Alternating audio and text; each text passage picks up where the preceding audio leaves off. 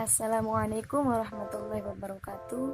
Kami perwakilan dari kelompok 2 ingin mempresentasikan makalah kami yang berjudul Kedudukan Alam, Manusia, dan Ilmu Pengetahuan menurut Perspektif Pendidikan Islam. Sebelumnya, perkenalkan, nama saya Renita dan rekan saya Muhammad Naufal Fauzi bersama dosen kami Pak Sukmahadi. Apabila kita merenungi surat Al-Fatihah sebagai umul kitab, maka di situ kita akan menemukan review yang sangat luar biasa dari semua ayat Allah yang ada di dalam Al-Quran. Nah, lafaz Bismillahirrahmanirrahim itu merupakan lafaz yang bisa menekat bulatkan semua niat manusia yang beriman kepada Allah Subhanahu wa Ta'ala, baik dalam beraktivitas, berpikir, ataupun berkarya nyata, sehingga semua aktivitas dan kegiatan yang dilakukan oleh manusia tersebut tidak akan sia-sia dan akan bernilai ibadah, tidak akan sia-sia baik secara duniawi maupun secara ukhrawi.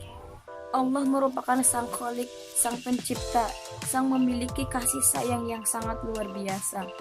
Apabila kita meresapi ayat Maliki Yaumiddin, maka kita akan tersadarkan bahwasanya seluruh alam semesta di sini itu tunduk patuh mutlak pada Allah Subhanahu wa Ta'ala, tunduk pada semua peraturan dan hukum-hukum Allah Subhanahu wa Ta'ala. Allah merupakan pemimpin segala zaman, baik zaman sekarang, zaman dulu, zaman yang akan datang sekalipun. Bahkan juga zaman dimana kita itu belum dilahirkan dan zaman saat kita itu belum bertemu dengan ajal, itu merupakan dipimpin oleh Allah Subhanahu wa Ta'ala. Dalam pandangan perspektif pendidikan Islam, alam merupakan guru bagi manusia. Kita belajar dari sikap alam yang sangat patuh tunduk terhadap hukum-hukum Allah Subhanahu wa Ta'ala. Jadi seluruh alam di sini itu nurut pada perintah Allah. Ya, misalkan seperti matahari terbit dari timur, terus kemudian bumi berputar pada porosnya, seperti itu. Tidak terbayangkan apabila alam-alam di sini itu tidak nurut pada perintah Allah, tidak nurut pada hukum-hukum Allah. Maka apa yang akan terjadi? Misalkan matahari terbit lalu jatuh atau turun ke bumi, kemudian gunung-gunung pada meletus, pohon-pohon pada tumbang, bumi berhenti berputar. Itu. Nah, demikian juga apabila manusia itu tidak patuh pada hukum-hukum Allah, maka sikapnya akan berubah seperti binatang. Dia akan menjadi seorang pencuri, dia akan membunuh, dia akan korupsi, dan lain sebagainya. Surat Al-Fatihah sendiri merupakan bentuk rasa syukur kita kepada Allah Subhanahu wa Ta'ala atas penciptaan beliau terhadap alam semesta ini yang begitu menakjubkan dan bisa memenuhi semua kebutuhan umat manusia, memenuhi semua kebutuhan makhluk-makhluknya saling berkaitan. Alam secara mutlak merupakan rububiyah yang telah Allah ciptakan untuk manusia sendiri. Jadi alam akan murka apabila dia itu digunakan dengan salah, dengan tidak bertanggung jawab, intinya disalahgunakan. Logikanya gini, Allah itu menciptakan 3 elemen, manusia, hewan, dan tumbuhan. Nah, tumbuhan itu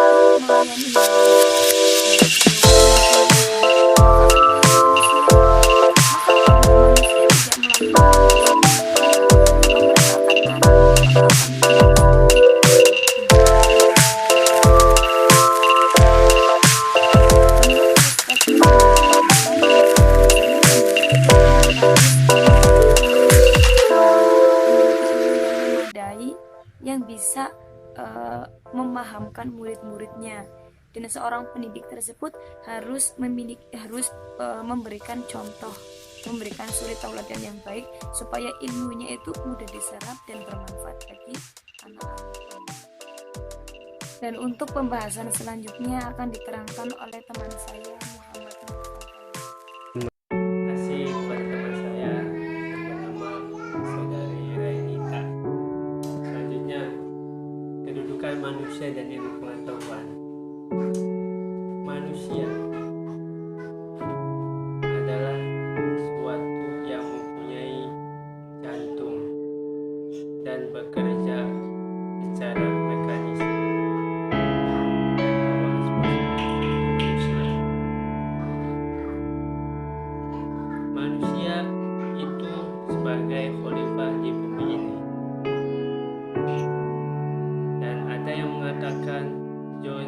John Locke itu mengatakan manusia itu sejak lahir telah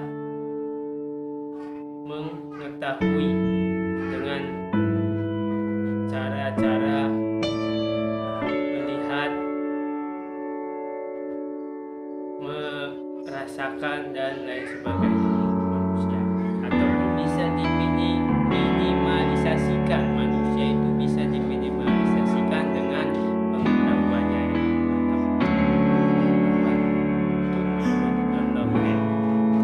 Pengalamannya itu ada dua manusia yang secara dohir dan batiniah. Pengalaman manusia.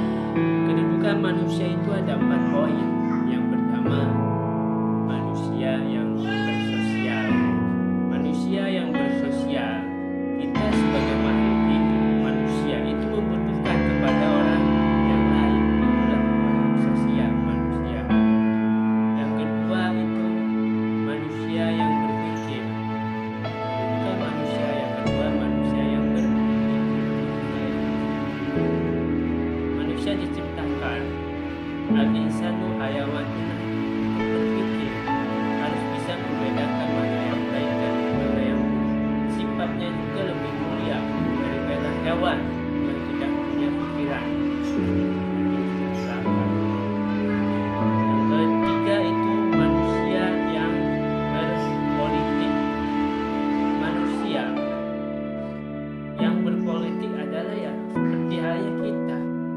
Kita itu sejak dilahirkan itu sudah jadi manusia yang berpolitik dengan siasat-siasatnya untuk memperbaiki kemaslahatan berikutnya.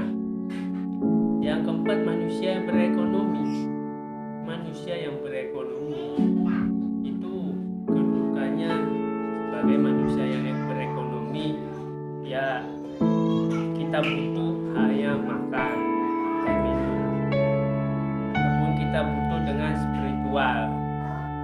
Pada dasarnya ilmu adalah pengetahuan tentang kebenaran, sedangkan kebenaran hakikatnya itu sesuatu yang harus dinilai berupa pengetahuan, dan manusia itu butuh kepada pengetahuan. Kenapa? Karena ilmu itu adalah bekal manusia untuk jenjang berikutnya, memperbaiki martabatnya. Itu ilmu pengetahuan. Di dalam Al-Quran, alladzi yastawil ladzina ya'lamu wal ladzina la ya'lamun. Apakah sama orang yang berilmu dan orang tidak berilmu? Jelas beda. Karena manusia itu beda. Orang yang tidak berilmu dan tidak berilmu kan beda. Selanjutnya, yarfa'ul ladzina amanu minkum wal ladzina utul ilma darajat.